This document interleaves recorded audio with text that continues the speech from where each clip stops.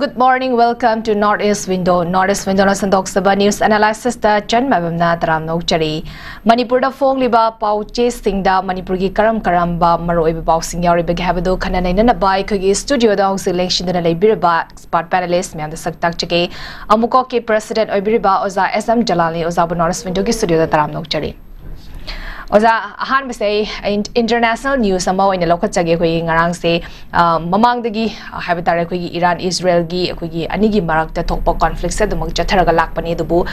mamang dai khoi Israel na taukiba attack khoi Tehran gi nuclear side amadi military leaders sing the attack chathakiba dugi pakhumoina ngarang se khoi ahing nongyai da habitare Iran na Israel gi mafam mari da ballistic missile se khoi masing tingam dana habitare masigi no chuhan ki ba habitare masida mioi chani hena sokopan nang ki ba mioi marina sian ki bagi pause su fau da report phagi matang sa lak chani gi base khoi gi ani sigi marak da thoi ba khuji mafam khudimak da conflict se dumak thok pa se dumak lady khoi gi lam ani gi marak da bu oiro even Manipur da bu oi tar so sik se Manipur da conflict adum thok aga lady bane edu tar ga di miyam na sum hainari ba khoi World War 3 se lakadori bra ha ba pot se uzimak ningfu ngang narak ba ba tare khoi gi